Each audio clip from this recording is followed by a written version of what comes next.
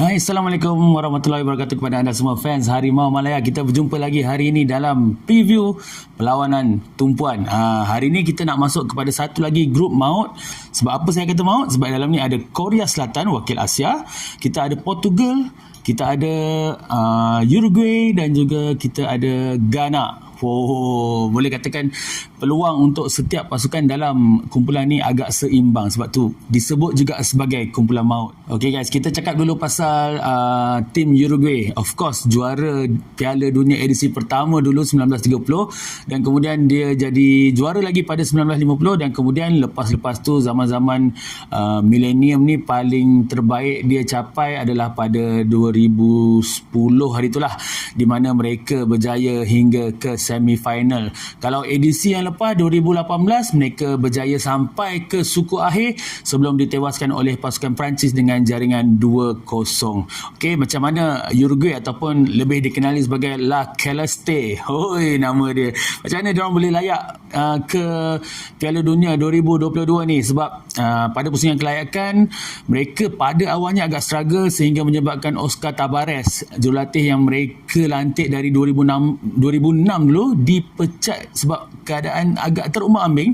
Dan kemudian pada penghujung tu bila tukar coach baru, dia dapat menang 4 game berturut-turut last sampailah menduduki tempat ketiga untuk benua Amerika Selatan dan sekaligus layak mengatasi pasukan yang kat bawah tu, Ecuador, Chile, Paraguay. Ecuador layak lah, yang dua tu tak dapat, dan ada beberapa lagi tim yang terkandas untuk peringkat Amerika Selatan. Apa yang bestnya untuk pasukan Uruguay untuk edisi kali ni, ada yang nak katakan agak tak relevan sebab mereka adalah gabungan daripada player-player otai. Of course, Diego Godin, Luis Suarez, Edison Cavani, even keeper dia Fernando Muslera, dan digabungkan dengan player-player muda, Darwin Núñez, Valverde, dan banyak lagi player-player yang macam ada juga yang first time untuk beraksi di peringkat tertinggi macam Piala Dunia ni. Dan bagi pihak lawan mereka pula iaitu Korea Selatan, of course siapa yang boleh lupa kejayaan mereka mara ke separuh akhir ketika mereka menjadi tuan rumah pada tahun 2002 yang lalu. Walaupun ada macam kontroversi yang kata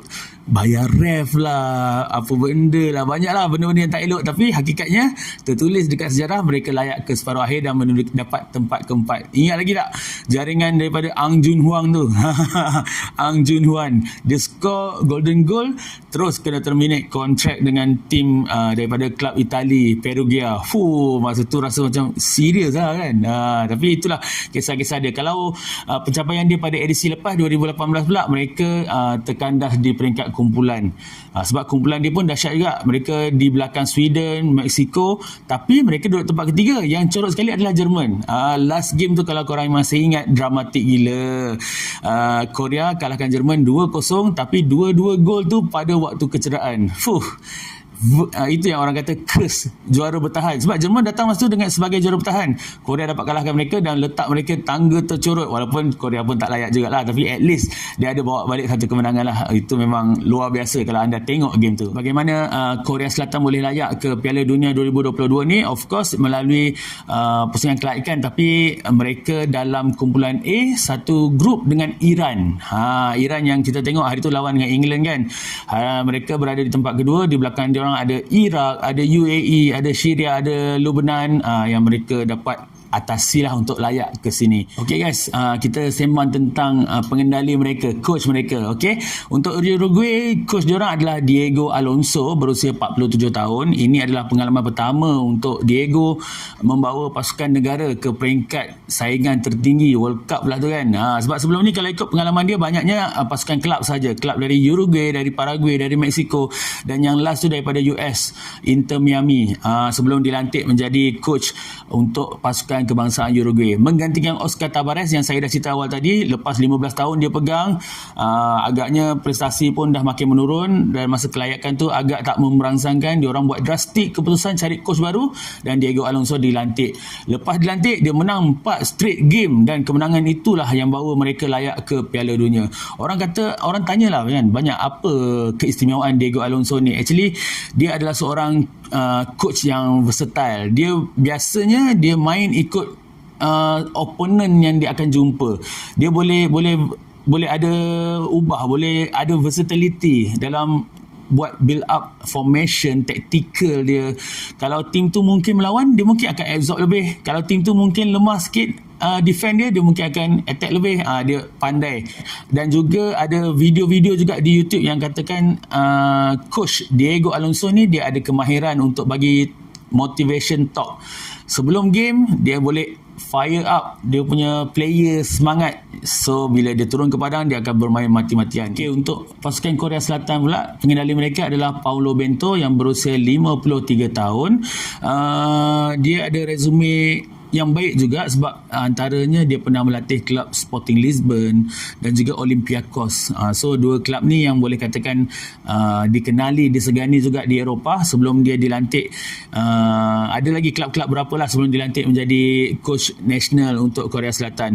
Antara pencapaian dia, bila dia dilantik pada 2018, 2019 tu dia dah terus beraksi bawa tim Korea ke Piala Asia Timur dan menjadi juara pada first edition tournament yang dia masuk.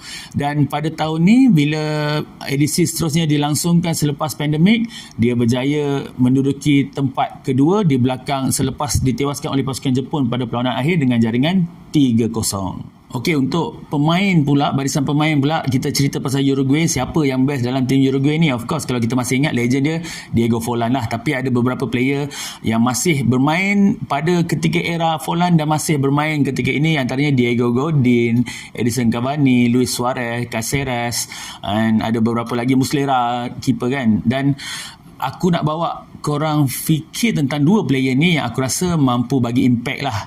First kali ialah striker pasukan Liverpool, Darwin Núñez. Ya, dia bila cakap pasal Núñez ni, dia ada pro and cons juga. Ada yang kata dia flop, ada yang kata dia wow. Tapi kalau ikut dia punya performance, kelebihan dia adalah dia pandai sebenarnya menghidup peluang, cari ruang yang mana dia boleh dapat bola daripada kawan-kawan yang pass cross ke macam tu kan untuk jaringkan gol. Dan kemudian dia ada pergerakan yang pantas. Physical presence dia pun mampu bagi saingan. Kalau ada defend-defend yang sado-sado kan, dia boleh juga fight. Jadi kat situ sebenarnya dia ada kualiti sebagai penyerang yang hebat. Dia buktikan sewaktu di Benfica. Mungkin ramai yang rasa dekat Liverpool belum menjadi betul, tapi aku rasa banyak juga gol yang dia dah jaringkan, cantik-cantik juga. Maybe kalau kita boleh bercakap dengan dia, mungkin kita akan pesan dia suruh lebih fokus lah. Sebab di samping gol-gol yang dia dapat jaringkan, sebenarnya dia pun memang diakui banyak miss chance juga. Player kedua dalam Uruguay yang aku rasa boleh bagi impact, yang player to watch lah kan, ni Federico Valverde. Sebutan macam tak betul kan, tapi itulah dia. Federico Valverde ni bermain untuk Real Madrid, macam anda semua tahu. Dia main untuk final UCL juga. Kalau dekat Real Madrid, kita boleh tengok kemampuan dia untuk beraksi di banyak belah, banyak sisi midfield. Of course, biasanya Carlo Ancelotti akan guna dia pada belah kanan, walaupun center midfield tapi lebih kepada belah kanan. Dan kemudian pada penghujung mungkin dia akan turun kepada jadi defensif sikit. Dekat situ dia ada versatility. Dia boleh ubah untuk lebih menyerang, boleh lebih kepada pertahanan. Dia ada kerja-kerja defensif yang baik juga. Selain tu boleh katakan yang buat orang respect dia ni macam tak tahu penat lah. Dia punya stamina, endurance dia memang lain macam. Sekejap nampak kat belah kanan, sekejap nampak kat bawah, sekejap nampak tolong striker, sekejap nampak tolong defender. Memang itu jadi aset utama yang memang Ancelotti kata dia ni player yang paling berguna lah untuk future Real Madrid tu sendiri. Untuk Korea Selatan pula, of course, siapa lagi kalau bukan Son Heung-min, pemain kesayangan Asia di EPL. Dia pemenang Golden Boot untuk musim lepas. So memang terbuktilah kemampuan dia menjaringkan gol. Dia boleh berlari dengan pantas, dia boleh buat gol sendiri tanpa bantuan rakan lain, sebab dia boleh buat larian solo untuk masuk ke dalam kotak penalti dan menjaringkan gol. Itu yang buat biasanya orang agak macam risau untuk mengawal dia, sampai kadang-kadang kita boleh nampak dua defend yang marking dia. Dan dia juga boleh ambil free kick. Dia ada kemahiran untuk set piece.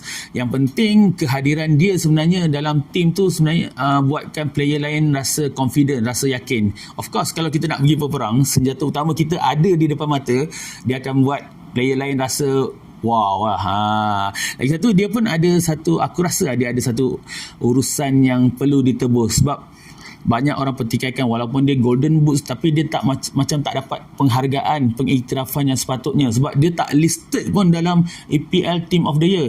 Jadi mungkin dia akan gunakan platform ini, platform terbesar dalam bola sepak untuk buktikan kemampuan dia yang dia memang deserve digelar sebagai one of the best. Player kedua pula untuk Korea Selatan yang aku rasa kita perlu bagi perhatian adalah Kim Min Jae.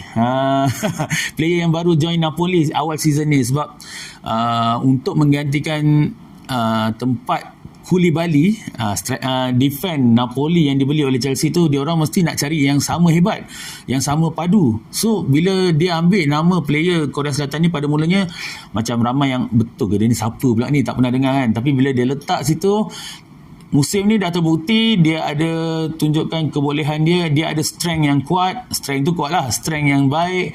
Dia boleh marking dengan ketat dan buktinya salah satu game terbaik dia yang orang katakan boleh tengok performance dia adalah waktu Napoli kalahkan Liverpool dalam UCL. Okay, itu dia dua player to watch untuk Korea Selatan. Tapi dalam masa yang sama aku nak cerita juga satu fakta yang menarik di mana sebahagian daripada tim Korea Selatan yang bermain di Piala Dunia tahun ni adalah player-player yang ada dalam skuad bawah 23 mereka pada 2018 Sukan Asia yang kita tewaskan. Masa tu ada perlawanan bawah 23 pasukan Malaysia menentang Korea. Masa tu Malaysia dibimbing oleh Dato' Ong Kim Swee. 2 gol jaringan Sapawi Rashid mengejutkan mereka. Sebab aku ingat lagi betapa kereknya dia orang masa first half, macam tak masukkan Son lah. Son dia simpan. Dia ada Son dalam skuad tu. Dia simpan. Tapi bila dah kena 2 biji baru nak masuk dah tak dapat lah kan. Sebab defense kita pun memang solid, memang disiplin. Bawah Dato' Ong Kim Swee kita tahu player-player memang sentiasa bermotivasi tinggi. Masa mereka tak dapat. Antara player yang ada dalam skuad tu, of course Son ada. Tadi Kim Min Jae pun ada. Dan juga striker Monaco sekarang, Hwang Ui-jo. Dia ada juga dalam skuad tu. Ada lagi 4-5 nama sebab nama Korea ni kan dia dekat-dekat kan. Aku pun pening nak cakap. Okay, head to head. Kedua-dua pasukan ni antara Uruguay dan Korea Selatan. Kalau ikut official FIFA, mereka dah berjumpa sebanyak 6 kali. Di mana dalam 6 kali tu, 5 kali dimenangi oleh Uruguay. Maknanya satu perlawanan sahaja berkesudahan dengan seri. Dalam 6 perlawanan tu juga 2 kali dilangsungkan dalam World Cup. World Cup 1990, Korea kalah 1-0. Dan juga World Cup 2010, Korea kalah 2-1. Okey, untuk perlawanan hari ini, apa berita-berita menarik dari kedua-dua kamp pasukan yang akan bertanding hari ini? Of course, kalau kita tengok Uruguay, risauan di mana sebelum ni dengar Darwin Núñez mengalami kecederaan ankle.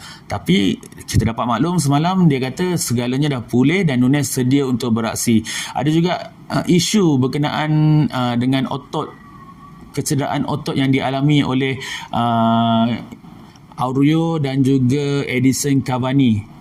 Tapi macam mana pun mereka juga dah pulih dan sedia untuk diturunkan. So fan-fan Uruguay mungkin yang mana risau, sekarang dah tak perlu risau sebab dah dipastikan bahawa mereka sedia untuk diturunkan. Dan bercakap dengan media dalam sidang media semalam, coach bagi tahu memang dalam motivasi tim adalah sangat tinggi dan tujuan mereka datang sini sebenarnya dia kata untuk menikmati setiap minit yang ada dengan bermain bola di peringkat tertinggi. Jadi aku nampak dekat situ cara dia cakap tu, again jadi aku cakap dia pandai motivasikan. So dia tak letakkan tekanan terlalu tinggi kepada player, dia nak player cool tapi tahu kerja yang patut dibuat. Dan juga kalau diikutkan dalam sidang media tadi, Diego Godin selaku pemain yang paling senior menjawab soalan daripada wartawan. Dia tanya, dalam umur sekarang batch awak yang otai-otai ni boleh ke fight dengan intensity team? Dia kata kalau coach tak percaya dengan kebolehan kami, buat apa dia panggil? Dan bila dah ada kat sini, of course janji mereka adalah akan berikan yang terbaik all out untuk bantu pasukan Uruguay buat apa yang patut sampai pergi sejauh mungkin. Untuk camp Korea Selatan pula, of course berita yang paling membimbangkan apabila Son Heung-min mengalami kecederaan, berlaku fracture di bahagian muka apabila bertembung dengan pihak lawan dalam game UCL baru-baru ni. So macam mana keadaan dia, boleh tak main besok? Dalam sidang media coach bagi tahu memang Son willing untuk main dan dia pun dalam keadaan yang memang boleh main. Cumanya dia akan pakai pelindung muka, mask, untuk mengelakkan kecederaan berulang. So bagi anda yang risau tentang kehadiran Son Heung-min, so boleh lega sikit lah sebab senjata utama akan turun esok. Dan juga ada dua problem tentang left back dia, iaitu Kim Jin-soo dan juga right back Yoon Jong-gyu. Sebab susah nak ingat kan. Kim Jong-soo tu maybe boleh main, tapi bergantung kepada pemantauan akhir menjelang perlawanan nanti. Tapi yang right back tu memang tak boleh main. Dan menurut The Korea Report yang aku baca, sebenarnya ada kebimbangan sebab coach biasa bawa back four, tapi sebab player pilihan utama dia injured dan pengganti yang ada tak sampai level yang injured tersebut, coach agak risau. Dekat situ mungkin akan jadi satu kelemahan untuk pasukan.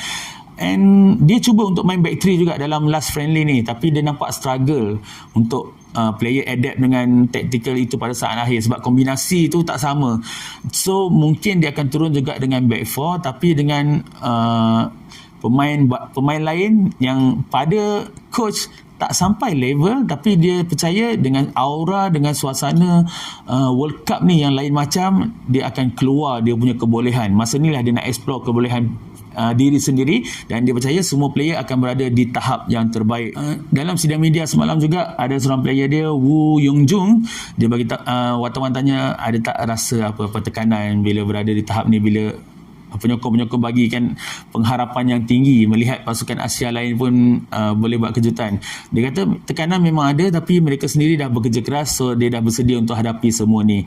Ada juga seorang lagi player, Hwang In-bun, bukan dalam sidang media tapi ada temu bual di lain dengan FIFA.com.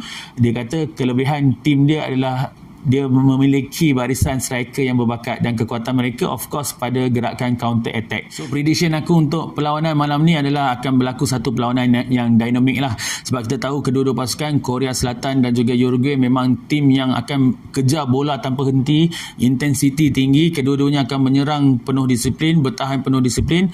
So dekat situ akan berlaku mungkin ada insiden panas sikit lah. Aku jangkakan. Tak mustahil juga sebab dengan rekod-rekod Luis Suarez ni lah. Mungkin ada juga maybe red card ke kan? Mungkin ada. Tapi apapun, untuk scoreline prediction aku, walaupun semalam salah, hari ni tetap aku nak bagi prediction juga. Perlawanan mungkin dengan aura tim Asia yang membara tu, aku rasa Korea mampu mencatat kemenangan dengan keputusan 2-1.